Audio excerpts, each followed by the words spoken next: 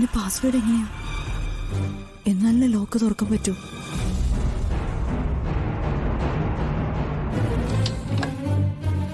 തന്നെ ഞാൻ നോക്കാം. ഇത് പിടിച്ചു.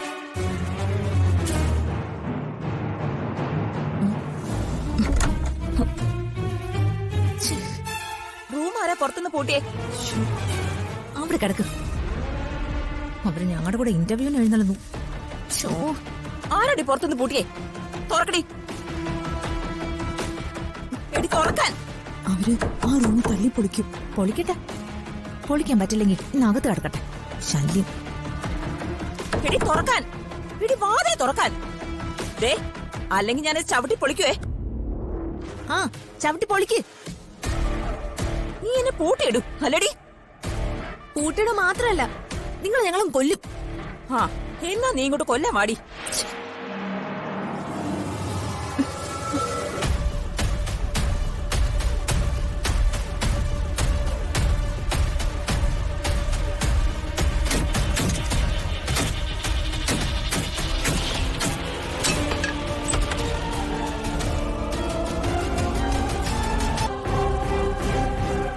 അയ്യോ, എടി നിന്റെ ഫോൺ ഇതാടി.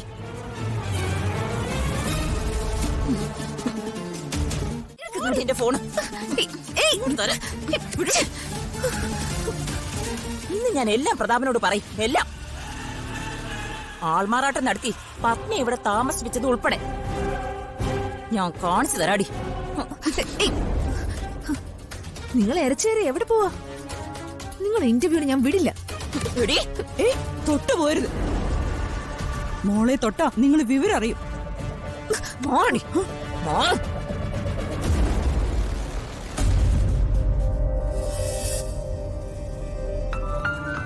ഋതിക ഹോട്ടലിലേക്ക് വരുമോ? ആ വരും സാർ.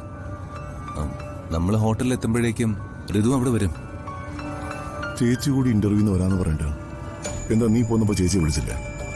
ഞാൻ പോവാൻ നേരത്ത് അംബിക മാഡം കണ്ടതാ, പക്ഷെ വന്നില്ല. എന്തോ ചില കാര്യങ്ങളില് ആള് ബിസിയാന്ന് തോന്നുന്നു. നിങ്ങൾ തമ്മിലുള്ള പിണക്കം ഇതുവരെ തീർന്നില്ലേ? അല്ല, അതൊക്കെ ഒന്ന് തീർന്നോട്ടെ എന്ന് കരുതിയാ ഞാൻ മനഃപൂർവ്വം ചേച്ചി നിങ്ങളുടെ കൂടെ അങ്ങോട്ടേക്ക് അയച്ചത്. എന്നിട്ടും അതിനൊരു പരിഹാരം കണ്ടില്ലല്ലോ.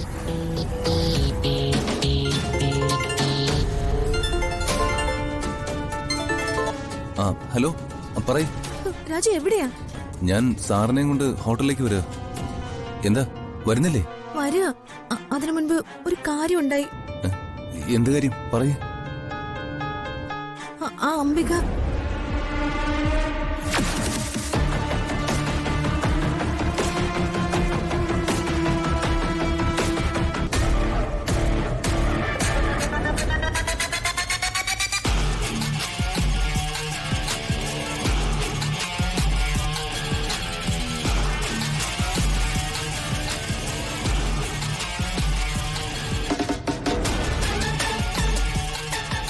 അതുകൊണ്ട് ഇവരവിടെ എത്തുന്നതിന് മുൻപ് ദീപക് നമ്മളെ കൊല്ലാൻ നോക്കിയ കാര്യം അച്ഛനോട് തുറന്നു പറയണം. പറയാം.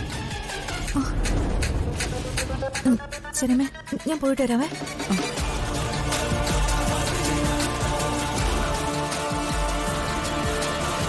ആരായിരുന്നു ഫോണിൽ? ഋതു വരുന്നു. എന്താ അവള് വരുന്നില്ലേ ഹോട്ടലിലേക്ക്? വരുന്നുണ്ട്. വരുന്ന വഴി എന്നോട് സംസാരിച്ചത്. ആ കാര്യം ഇപ്പൊ തന്നെ അങ്ങ് പറഞ്ഞേക്കാം. ഇനി അത് നീട്ടിക്കൊണ്ട് പോണ്ട. സർ, എനിക്കൊരു കാര്യം പറയാനുണ്ടായിരുന്നു. എന്തിനാടാ ഒരു മുഖവുര? എന്ത് കാര്യമുണ്ടെങ്കിലും നിനക്ക് പറഞ്ഞൂടെ? നീ പറയുക. അല്ല സാർ, അത്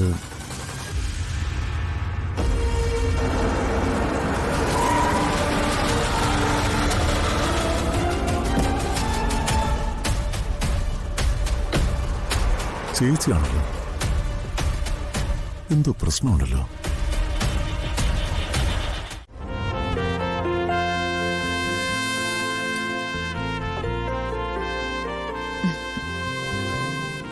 ഇങ്ങോട്ടിരിക്കെ. ആ ഇരിക്കടോ.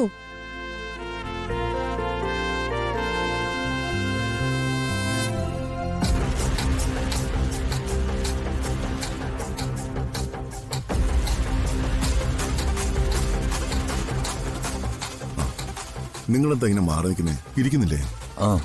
ഇരിക്കും സാർ. അല്ല പവിത്ര എവിടെ പോയിരുന്നത്? ഞാനെങ്ങും പോയില്ല, ഞാൻ മോളോട് സംസാരിക്കുമായിരുന്നു.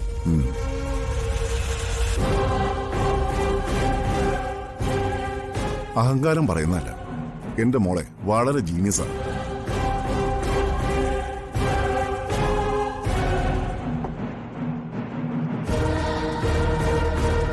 ദാ, ഇതുകൂടി കഴിക്കും പവിത്ര. അയ്യോ മാഡം ക്ഷമിക്കണം, ഞാൻ ഫുൾ വെജിറ്റേറിയനാ.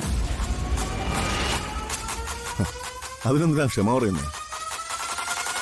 സസ്യാഹാരം കഴിക്കുന്ന ഒരു ഭാഗ്യവുമാരാണ്. അവരുടെ ഉദരം ശുദ്ധവും മനസ്സ് പ്രകാശപൂർണവും ആകുന്നു.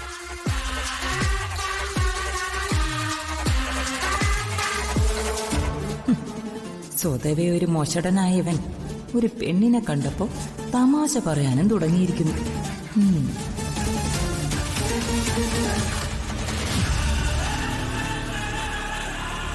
മാംസാഹാരം മോശമാണെന്നൊന്നും ഞാൻ പറയുന്നില്ല. ഞങ്ങളെ കുട്ടിക്കാലം മുതൽ അത് കഴിക്കാറില്ല, അത്രേ ഉള്ളൂ. പക്ഷേ ഈ കീടനാശിനികളിൽ മുക്കി വരുന്ന പച്ചക്കറികളും പഴവർഗ്ഗങ്ങളും കഴിക്കുന്നതിനേക്കാൾ വളരെ നല്ലതാ ഈ മാംസാഹാരങ്ങളൊക്കെ.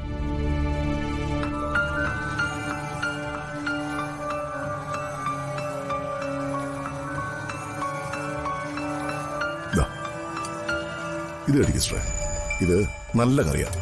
ആ